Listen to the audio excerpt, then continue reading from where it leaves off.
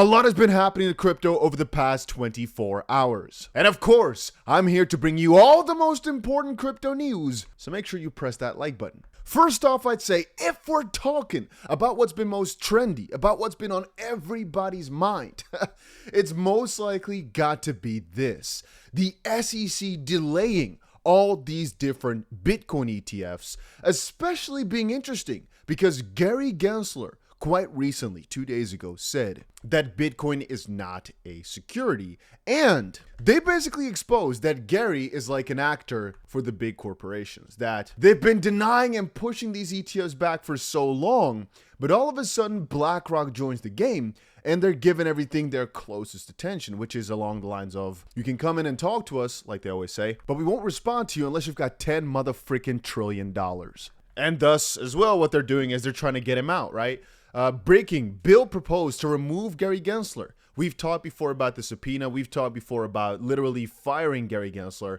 He's faced criticism from the Financial Services Committee, with many members of Congress expressing their dissatisfaction. And as you guys all know, he got the majority of his money, even though he's extremely wealthy, by the way, and has probably got it over like multiple decades, from this one endeavor. SEC charges ex-Goldman Sachs employee with insider trading, says he used X-backed chats to pass on trades to friends. Not saying Gary Gensler did that. I'm saying he got the majority of his money from being at Goldman Sachs. It's kind of funny how right now the SEC, with him at the spearhead of it, is going after his old brothers at Goldman Sachs and how everything in that nature ties along. Anyway, we've also talked for a little bit about how the SEC would operate if the government were to actually shut down. Right now, they're in talks from reducing numbers from 4,000 people at the SEC to 400 because, again, they would not get paid. They'd get furloughed. Shutdown odds grow as Senate, House advance separate spending plans. Now, if you guys want to get more of a macro video, I'm going to release that soon, talking about the economy and more so what our macro strategies are going to be. Again, I think it's crucial that you prepare not only with your crypto, but also, if you've got them, with your properties, if you've got multiple, with your metals, with your stocks, with your indices, or perhaps even bonds. I think it's always important to be on top of the latest trends whenever it comes to government manipulation and, well, I guess their spending and everything. Even if you only got fiat, if you got dollars or whatnot, they are manipulating the living crap out of it. So it's better to be prepared and better to be on the knowing end of things instead of being completely ignorant and waking up with all of a sudden the government being shut down. That's not too good. Anyway, at the same time, I think something pretty interesting was happening. Ripple CEO Brad Garlinghouse accuses the SEC Gary Gensler of bullying tactics. Isn't that interesting? Jeff Roberts here posted, "You have to stand up to a bully. He's pursuing power. He's pursuing politics, not sound policy," which again coincides with what we've read earlier, that he's pretty much a career politician, even though I guess he already made most of his career from Goldman Sachs with all his doubloons over there. And right now, apparently he's just going for status and for putting his name into the history books. It's like bullying, right? That's at least how we in crypto are seeing it. And I mean, the whole of crypto is being bullied, but XRP, I'd say, had a very, very specific hard story. On a little sideline, if you're in the XRP community, tonight we've got the proper party.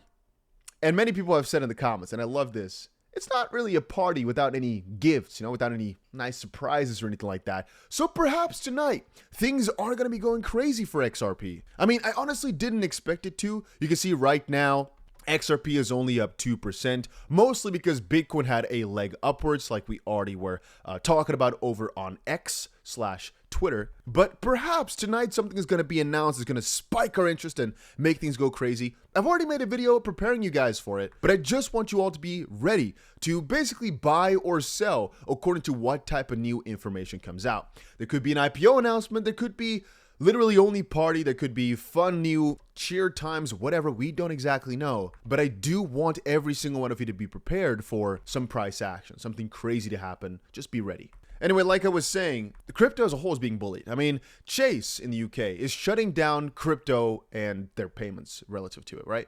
Which is interesting because the company is JP Chase, right? But they're restricting crypto purchases for their UK customers, yet JP Morgan, that part at least, is going so heavy on blockchain, which makes you think, what's going on there? Why on the one end they're so against it, on the other end they're so progressive? And the only thing I can think of is they just don't want the people to put their money into this crypto system yet until everything is built out. That's the only thing that makes sense, because these guys should know better than anybody that crypto fraud is relatively very small. Yes, there's fraud, such as there's fraud with cash, with bank transfers. I don't know how many people have got their bank card stolen and or sold it actually for some fraudulent activity, for example. But they're not talking about that. No, they're just talking about, oh, you can't send money to crypto because sometimes it's fraud. Think of a solution then to stop the fraud specifically for that, instead of just stopping people from being able to invest in crypto at all. For example, let everybody fill out a questionnaire. Would I be against it? Yes. I think there should be freedom of money to be able to move money wherever you want, whenever you want. But of course, some people are like, no, there should be protections in place for people like my grandma. And I'm not fully against that. I'm just more a fan of, okay, you know what? Let there be a little option. I want to be able to transact wherever I want to. Or let there be an option. Yes, I want to be involved with crypto. I know what I'm doing. Maybe that's too much to do, but at the end of the day, I think rejecting everybody's push out is more along the lines of, we're just afraid you're not going to use this anymore if you're fully into crypto and DeFi, and our banking system would collapse, which is again why I keep saying, understand the shutdown, understand things aren't going so well as you might think. U.S. Federal Reserve Bank says stablecoins could become a source of financial instability. Understand the narrative, please, guys. I don't know how to make it even clearer to you. Understand the narrative. Again, why are they shutting down these ETFs? Too much money would flow in. People would get too easy access, and institutions would get too easy access to Bitcoin. Right now, it's futures. That's a little line a lot of companies and people don't really cross just quite yet. But again, the SEC can't hold this back too much longer. It's only a matter of time, right? But that's all they're looking for. They're not looking to win over the end game. They're looking to win right now because they know it's inevitable. Again, even the guys at Chase know they can't stop people from transacting with crypto forever, but they can block it right now so that they've got an advantage for the next couple of months or perhaps 1 or 2 years. Again, guys, the economy is in such a bad state, but I'll describe it better in another separate video so you guys get really the ins and outs of it. But the Fed's dream of a soft landing is facing a triple threat. The only thing you've got to know is the amount of times they're mentioning soft landing is getting completely out of proportion. The problem is the last few times that that's happened, the markets crashed very, very significantly quickly afterwards. And so I am warning you right now, things are in a really, really crazy spot. But I should add that over on my Twitter,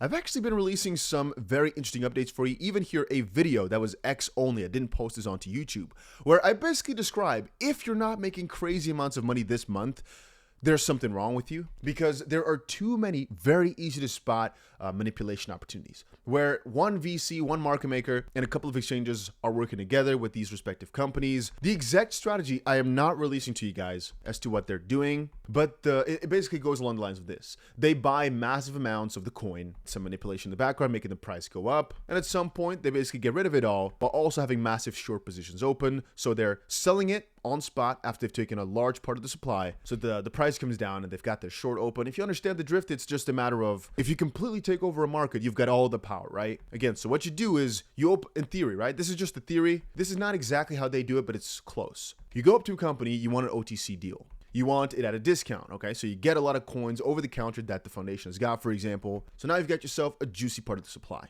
At the same time, though, you're opening long positions and start buying spot. There's another play with funding rates that they're doing here over a little longer period of time to make extra money, but that's not important for right now. But now you've got your long positions and you're buying massively on spot. So now the price goes up. There's more to it, please. I'm just oversimplifying it. Then at some point, perhaps you've got invested tokens when you did your OTC deal. Perhaps you're just ready because you notice the funding rate switches again because people are trying to farm that, etc., etc. You switch it up, so you start selling while closing your longs, opening your short positions, and start going absolutely crazy. And again, the funding rate part here makes it so much more interesting, but it's harder to explain. The point there just is, we're noticing these opportunities, which is why I kept on saying, join the Discord, learn from each other, share these opportunities, share the information that you've got. The reason I went to Korea, a lot of you guys were asking, is because I wanted to have a little sit down with a couple of the best traders that I know. And really, I'm speaking from experience here. Just a little group of 5, 20 people, all right, even just 3 can make billions of dollars in a year. Now, not everybody will do that though. And even me personally, guys, I'm not saying it's easy. All I'm saying is the opportunity is in such a small window of seeing something that the rest is not seeing. And I have also had this where you think you've not really got something. It's like an imposter syndrome where you've got something, but you can't really believe that you've really got it. And that's the same thing with all these opportunities here.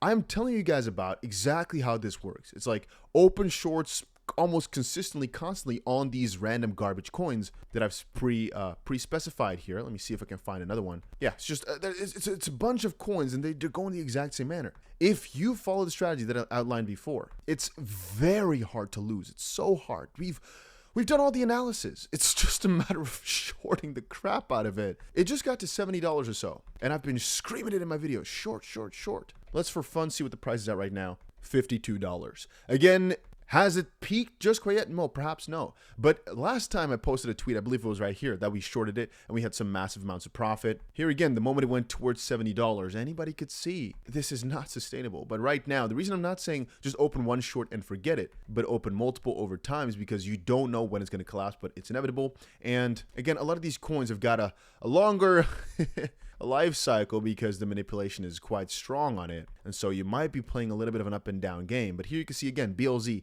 If you guys just listen to me really carefully, you can make $1 million in this year easily. I don't want to promise it for everybody, but I am saying, really, this year should be your year. And that's why I keep saying, join the Discord, start interacting with the community, start talking to others, start developing your techniques. Because if you're not, you're just missing out. And if you don't like Discord, I'll think of another way, but that's the best thing I can think of right now. It's just too easy, guys. It is really too easy. I know you must be thinking, oh, if it's that easy, he wouldn't tell us about it. I'm already doing everything. All I'm telling you is I'm doing this, and the more people that join, in theory, the better this balloon pops. I'm not even doing it for selfish reasons here. All I'm doing it for is because I want to, I guess, let a lot of you understand, if you've got the right tools, you've got the right analysts, you've got the right people, you've got the right clues, it's very easy to make money in trading. What's hard in trading is to just start going at it and make money, right? Because you don't know what to do. In this case here, I've pinpointed every single detail for you already. All you've got to do is execute it properly because we've calculated the risk, it's worth it. Now, again, master traders will very much disagree. In our little group here over in Asia,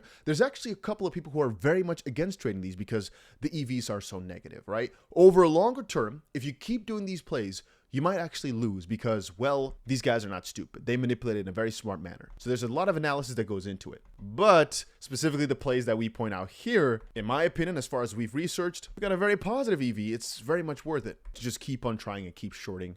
And again, that's kind of similar to what people say about the big short, in the sense of it's a matter of just understanding that the market at some point is going to crash. But the problem is, if you want to have a positive EV, you want to be, ruling the game, you're usually not the contrarian because most of the times you'll lose. Only once in a while you actually win. And it's hard to calculate the odds of that. Because let's say you've got to open that trade 100 different times. You get stopped out 100 times because you thought you had the top. And then the 100th time you get it, well, perhaps you're going to get more than 100x on that one trade. But that's very, very hard to calculate because you don't know when the market's completely going to turn around. And even if it does, you don't know how hard it's going to turn back around or if it was a fake until afterwards. With following the trend, you've got a way easier time to calculate it because usually it follows a pretty similar pattern. Anyway, at the end of the day, guys, I know what I'm getting into crypto for. I know what I'm buying. I know why. I spend my time on this every single day. It's because we've done the calculations. Crypto, it's, for me right now and for almost anybody watching this, the best opportunity to make crazy amounts of money in a short amount of time. But if you disagree, let me know down below what is better, and I'll gladly listen. But yeah, as I said before, make sure you press that like button. I'm sharing opportunities here for you guys at absolutely no cost. I want nothing in return except for maybe your like button. I think soon enough, my karma will get back to me. Again, personally, I'm pretty much a believer in the sense of give, and you will get what's coming for you. You'll get what you deserve, so to speak. In this case here, I get literally 0 for telling you guys about these opportunities. And I'm screaming it like a degenerate because I honestly find it one of the best opportunities of the entire year next to meme season, even though I've also screaming that to you guys because it's just really, really hard to lose on this one. And again, if you don't know how the manipulation is happening, you probably have not done your research well enough, which is why I say join the Discord, start talking about it, start analyzing together, and I'll give you guys some pointers and whatnot if I see it's going the wrong direction, or if it's going the right direction, I might help you guys out find some more. But I want to see people being committed, you know? I sometimes get a text of people saying, Dusty, I want to make a couple $1 million real quick. What do I do? And I tell you, oh, good luck. What can I do? I can't help you just like that. I want to see the analysis you've done, some big plans you've got, some loopholes you found in the system. Because if you can't find any of these opportunities, it's very hard to help you. I want people that are really committed, because I personally believe if you spend day in, day out, besides your normal job, because I'm assuming most people just got a job, doing some crazy research, trying to find these little parts, you understand the different VCs that are involved. You at least know that, because you really, really want to make big on this. I'm talking turning $1,000 into $4 million in a month, because it's possible. I'm telling you, I'm not joking when I say these things. If you play your cards right, there are guys right here who are making so much money off of 1 or 2 plays because they understand it. But if I see people like that that are so committed, I'll try to help you out in whatever way I can. That's why I said join the Discord. Don't ask for handouts, you know. Provide, and you'll get. Yeah, that's about it. So, yeah. I know it's a little bit vague, but that's really the best way I can pitch my story, guys.